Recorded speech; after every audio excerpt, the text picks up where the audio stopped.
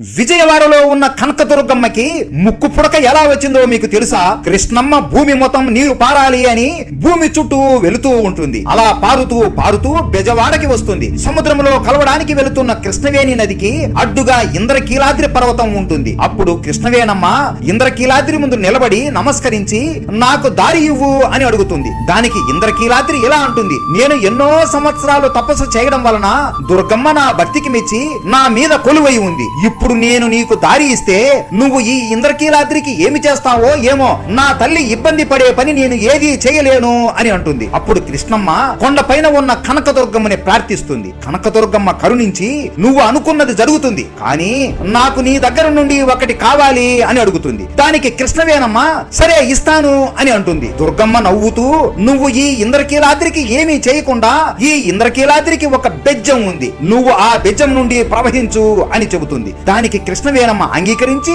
నీకు నా దగ్గర నుండి ఏం కావాలి అని అడగగా దుర్గమ్మ నవ్వుతూ నాకు నీ ముక్కు పుడక చాలా బాగా నచ్చింది, నాకు అది అరువుగా ఇవ్వవా అని అడుగుతుంది. కృష్ణవేణమ్మ సరే అని ఆమె ముక్కు పుడకని దుర్గమ్మకి అరువుగా ఇస్తుంది. అలా ఇచ్చి ఇలా అంటుంది, ఈ కలియుగం అంతం అయ్యే సమయంలో నేనే కొండ మీదికి ఎగసి నా ముక్కు పుడకని నేను తీసుకుంటాను అని చెప్పి ఇంద్రకీలాద్రికి ఉన్న బెజ్జం ద్వారా కృష్ణవేణమ్మ ప్రవహించి సముద్రంలో కలిసిపోతుంది. అలా బెజ్జం వాడగా పిలువబడి ఇప్పుడు బెజవాడగా పేరు మారింది. అలా కృష్ణానది అమ్మవారి ముక్కు పుడక తాకిన రోజు ఈ ప్రపంచానికి ప్రళయం వస్తుంది అని నమ్ముతారు. ఎప్పుడైతే కృష్ణానది నీళ్లు అమ్మవారి ముక్కు పుడకని తాకుతాయో అప్పుడు కలియుగం అంతమైపోతుంది అని భావిస్తారు. అసలు నవరాత్రి ఎందుకు జరుపుకుంటారు, దుర్గమ్మ ఎలా జన్మించిందో తెలుసుకోవాలి అంటే మన తెలుగు హిస్టరీ టేల్స్ ఛానల్లో పెద్ద వీడియో చేశాము, చూసేయండి. దుర్గమ్మ అంటే మీకు ఇష్టమా?